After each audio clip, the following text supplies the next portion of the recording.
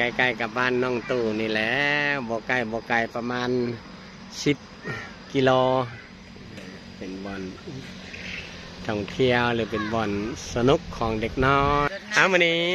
พ่อวงไม่ใส่ได้พาน้องตู่กับหลานๆมาลินสวนสัตว์พี่น้องเอ้ยสวนสัตว์เพิ่นกะ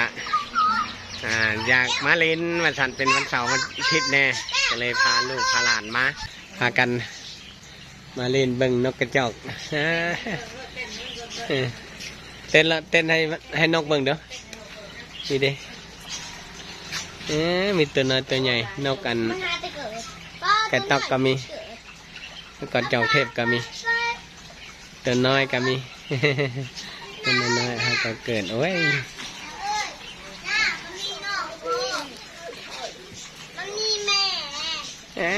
ลายไหม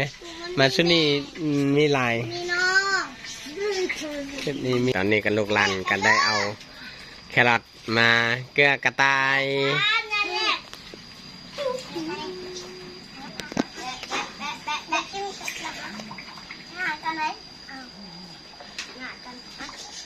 ให้โตที่บัวทันได้กินนะตัวใดที่บัวทันได้กินนะตัวที่อยู่ในตัวที่อยู่ในมันจะบ่ได้กินมาทางพี่นะมาทางพี่ใส่มันหิวแห้งเอานี่มาพี่ตาแรงตาให้มันหิวไปว่าแปลว่ามันญาติกันกินเฮ้ยตัวนี้ลูกได้ตัวนี้ครับก่อนมันตัวนี้สลัดมันกินหมดเลยอันนี้ตัวนี้กินไปกินมันหิวอีกมันมีหลายอาหารบ่พอ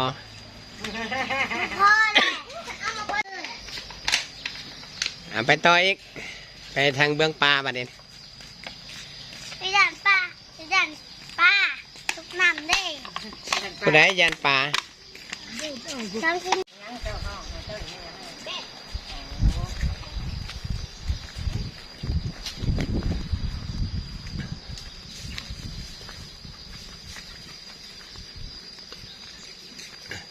ไปเด้อไปทางเบื้องมีปลา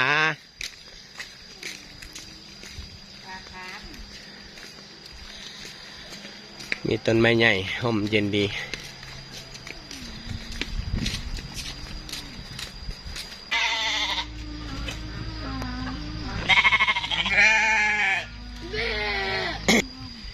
มาจุดแถบบนนี้มาจะคือขี้ง่อยหรือวะขี้ม้านี่มันจะดีนั่นเด้ดีลิสดวงเด้จะได้เป็นลิสดวงเอาไปจูบแล้วกันนั่งกระปิดกวบเจาะหูเปิดก้นใส่ไม่ขี้ม้าไปห่อจุดเกลือมามาเด้อ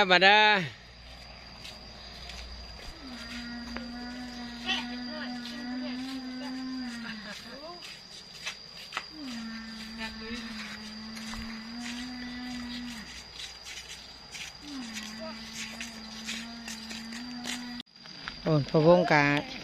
เปลี่ยนกันสุกกับไม่ใส่พี่น้องเลยตอนพอว่าตอนในทางมันก็อยากฝืดเนี่ยบ่ได้เอาล่อไฟฟ้ามาพะวงคิดว่า40บริข่าวแต่ลูกร้านผัดโอ้ยอยากมาเที่ยวแห้งก็เลยได้พากันมาพุ่นป้าโถไอเต้ยหญ้าเล่นน้ำประทานละบันโอ้โหปูกับปลาปูเนาะบัดนี้เนาะหันเลยเนาะไปบ่อนเกลือปลาพี่น้องเอ้ยปลาคาร์ฟป่ะโอ้ยไม่ใส่บ่ทันค่ะแล้วบัดนี้ไม่ใส่ผู้บริสุทธิ์บ่ทัน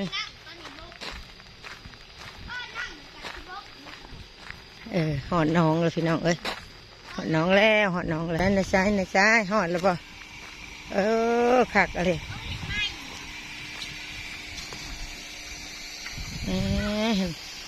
เต้ยหอดแล้วปูยาเยี่ยม ปูยาเยี่ยมมันสิฮักคนวะ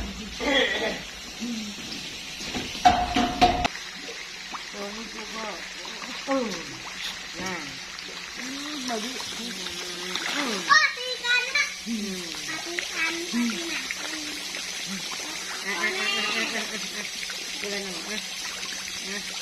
ก่อนไปตู้ นี่ผู้ใดอยู่ผู้ใดน้อยเห็นป่ะ พูดน้อยนะโอ้ยพูดน้อยนะกันเนี่ย เก่งอีเลยพอนอยู่ปลากระไป โตเก่งร้านก่อน ไงค่อยได้จะเล่นไว้หลายลูก อย่าไว้หลายได้มันตกถือกันมาถือแกะได้ ค่อยไปอย่าเล่นไว้มาเด็กๆขึ้นใจเลยอยู่หลานช่วยเหลือป้ามาสั่น พูดน้อยๆมันช่วยเหลือป้า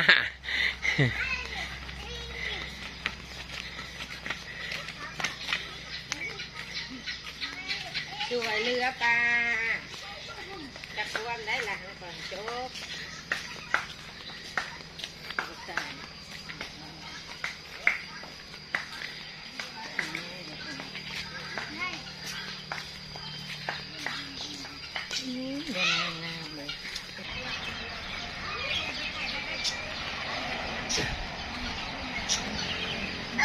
อย่าไปใกล้เด้อมันแหบเด้อมันแห